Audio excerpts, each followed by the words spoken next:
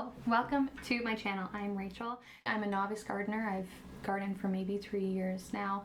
Throughout my childhood, I dabbled here and there. I'd have a rock garden, help my mom with stuff, but I found a passion for it recently, and I also have a passion for filmmaking. I worked in the film industry for years, and now my focus is more marketing. Actually, now my focus is raising a baby. I'm on a mat leave for 14 months. Thank you, Canada.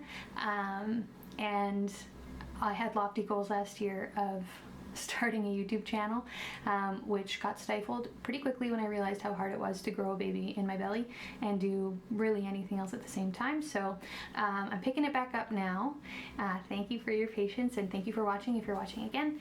And yeah, I've got a lot of things to catch you up on, so if you don't mind, let's get into it. Several things happened last year. One of them being I fell pregnant. I have since given birth. I thought that I was going to be able to keep up with gardening, keep up with filming, and I also got a new job and all that stuff while also simultaneously growing a human being within my body. It turns out I couldn't. Really just had to pick two, and that was my job and my baby. So anyway, she's 2 months old now, currently having a nap, and instead of showering, I decided to make this video.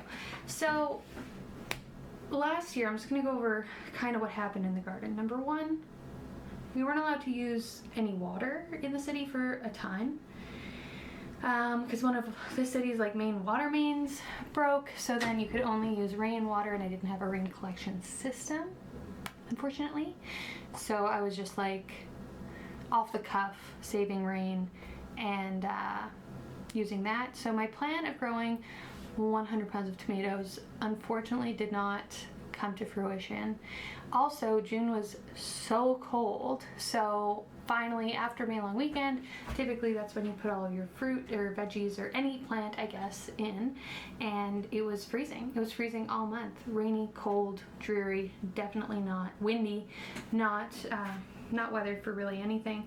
And so we had June, and then at the end of June, when it started to get hot, it got really hot. The water main broke, there was no watering whatsoever, and so my tomatoes did not fare well at all.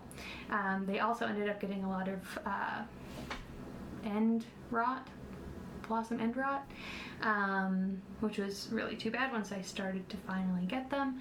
I did end up getting 5 or 6 Ziploc bags of tomatoes.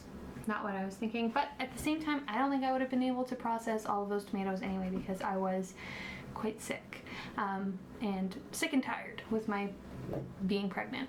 So that was my tomatoes. That was my big plan. My peppers did okay.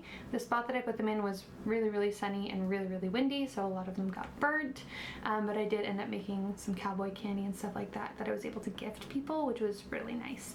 What else did I plant? My butternut squash that I put in the same spot where I had my round zucchini the year before.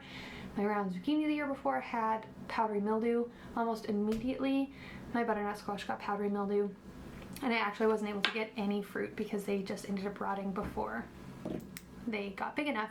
And then I learned that squash, if you plant them in the same place that has a disease, they had a disease the year before, they're very likely to get that disease again. So that was something that I learned, and I wasn't too upset because I don't really love butternut squash anyway, but didn't get any. It was just kind of a time and space suck. My beans did well, not amazing, not like the year before, but again, nothing was like the year before. I not only wasn't able to water and the weather was bad, but I also wasn't really able to feed them because A, there was no water, and B, I was tired. So my beans did well. I was able to freeze a few bags, but nothing crazy. And my carrots, I would say, were significantly better than the year before. I piled them up and I thinned them, which did wonders for the carrots. And I also didn't pick them as early. I let them get a bit of a frost before, and they were nice and sweet, which was quite tasty. I made carrot cake muffins and stuff like that for my postpartum, which is nice. My petunias, bubblegum petunias, did well. I wish I would have gotten a yellow one instead, just looking at the color scheme of everything.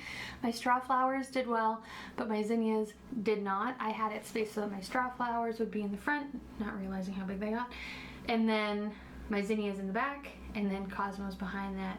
And turns out that none of that height-wise was good.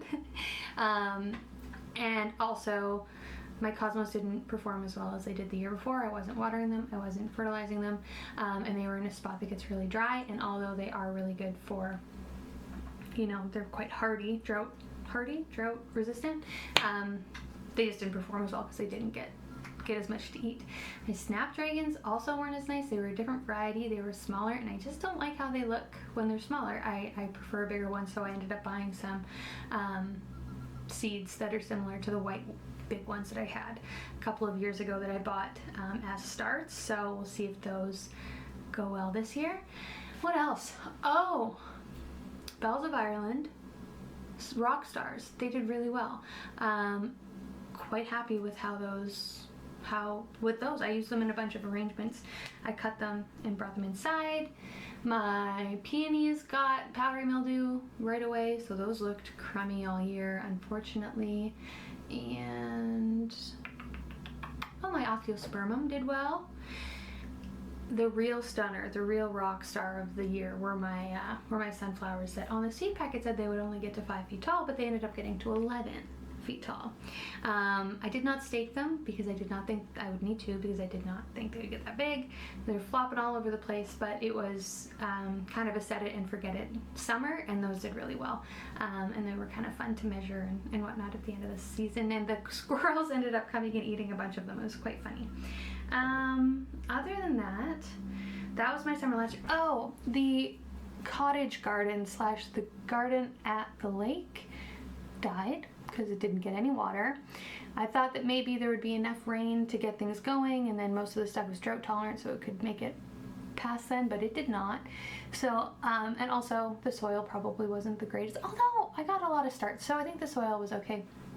But this year I am hoping to, since I'm on maternity leave for 14 months, I'm going to set up a rain collection and watering system at the lake, because I think that would be super fun. I'd love to create a little space that is kind of like a hidden garden that my daughter can play in years to come.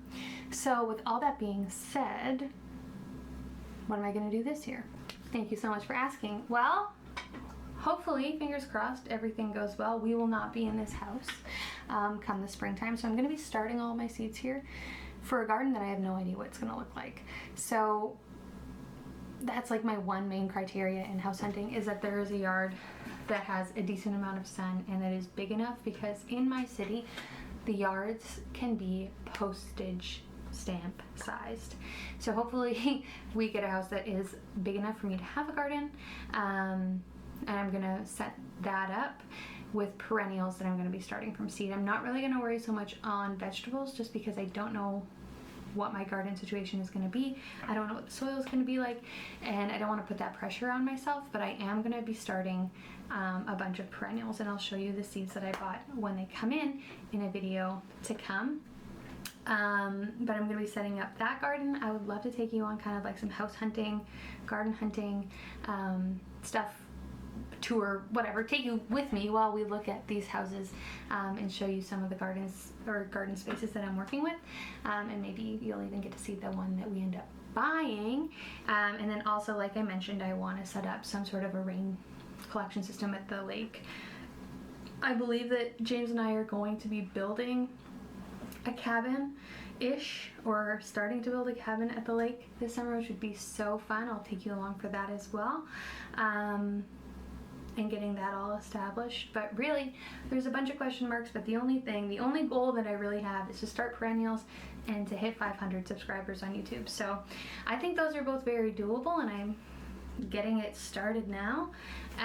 If you have any questions about anything, or any suggestions, or any tips, or I don't know, if you want to leave a comment that helps the algorithm, go ahead. I cannot believe that my baby stayed asleep this whole time.